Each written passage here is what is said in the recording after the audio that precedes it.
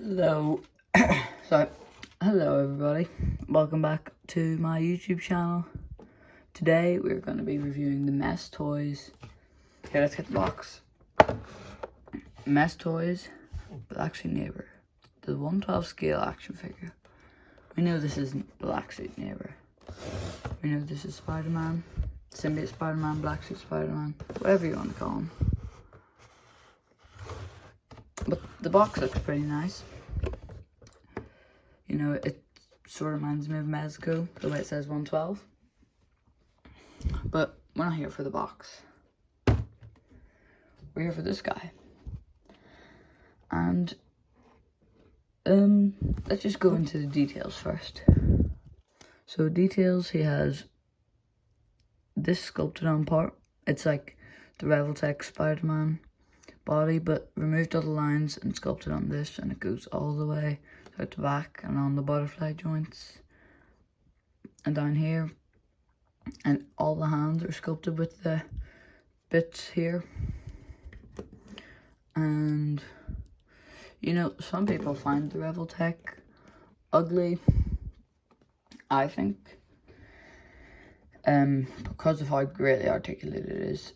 The look doesn't bother me, and it's just like a style. I mean, one thing I don't really like is the feet. I don't like the way they're shaped or how small they look compared to the rest of the figure. Apart from that, this is my new favourite figure, easily. So let's go over articulation. So, let's start with the head. You obviously got 360 swivel, moves up this far, but with the neck bit, you even go farther this far, which is amazing. And then this far down. And with the arms, go all the way up, like as much as you would need. There's a bicep swivel, and then a single jointed elbow, but it goes all the way up there, and that also swivels. And then just like a standard peg for the wrist. And these butterfly joints, they go in this much, and because of the way the arms are shaped, you know, you get that much movement. Just amazing, isn't it? Like, I'm not saying all action figures should be articulated like this, but I like the way Revoltech does it, you know? But it's like a different style, you know? But like, this is like a half Revoltech figure, half CT Toys, Mess Toys, whatever you want to call it. And then with the crunch here, you get that much far. And then when you use the bottom bit, you get that much far, which is just, it's almost a 90-degree. And here there is like a cover piece here, so that it looks better, but if you take that off, you just get an even farther range of movement. Just look at that. Put it back on now because we want to look nice. And the legs go up around this much, out that much, bicep swivel, single jointed knee, and like a bit of movement in the calf. Like, the calf movement is something that I've only ever really seen Revoltech do, and it's interesting, but it does give you that extra movement. Feet go back this far, forward this far, and the toe goes this far. And I think that's enough with the articulation. Onto accessories. Out of the box, he just has 2 fists, 2 relaxed hands, a pair of split out hands, a pair of sort of clenched hands. How do you describe it? Like, it's kind of like an evil hands, like how I would imagine, like an evil laugh hands. and a pair of wall crawling hands. For that kind of pose. And then a pair of fists, hands with holes in them. Because as we know, symbiote Spider-Man doesn't just flip like that. He shoots it from the top of his hand. And onto that, we have some accessories for that.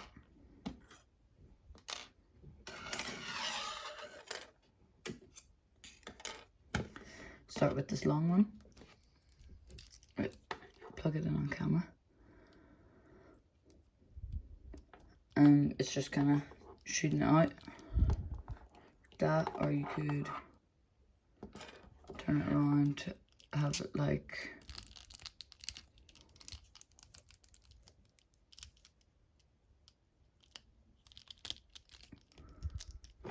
he's in a swinging pose. That actually looks quite nice. And then we have this one that plugs in like that. There's two of these, two of these. They're about as much as you need. But that isn't all. We have one last thing. I'll move these away. Well, let's pay attention to this head sculpt today is on. There's nicely sculpted nose. The eyes are nicely sculpted. They're big, wide eyes. I know a lot of people really love that when it comes to symbiote Spider-Man. And I mean, that head is good and all, but like this behind the camera strength, this head looks really cool too. Like it doesn't, you know, this figure doesn't, it's not meant to be stood up like this. It's meant to be put into a nice pose. And that is not the last thing. The last thing is this really lovely stand. There's a nice base there that's sculpted on, not painted. Oh, it's falling over, so I need the base with a bendy wire. I don't have any bendy wire stands. And a claw at the top, which is just how it usually is.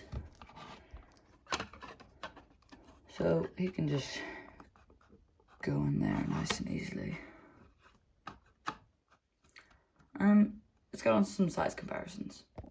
Here's how he looks next to CT Toys Wolverine, which is really the only other CT Toys figure I own. And he's got some height on him, but I think that's just because this figure is short. This guy is more standard height, but even then, it's a bit taller than him. And then the Marvel Legends Matt Murdock. I feel like he is quite a tall figure, but I do like that. I think he looks good. He's sort of similar in height to Matt Murdock. Yeah. But my final thoughts are this is my new favourite figure. Without a doubt, I love it. So much fun to pose around, and it looks great in poses. And yeah, it's just so much fun. It's a really fun figure. I just love a fun figure. So please like and subscribe, and thank you for watching this far. Comment what you think, and what you think about CT Toys as a whole. Do you think them making things like this and Wolverine is good, or should they make original sculpts? Because personally, I just love this. This is just brilliant. And I'll be getting their Invincible. That's for sure. But anyway, thank you, and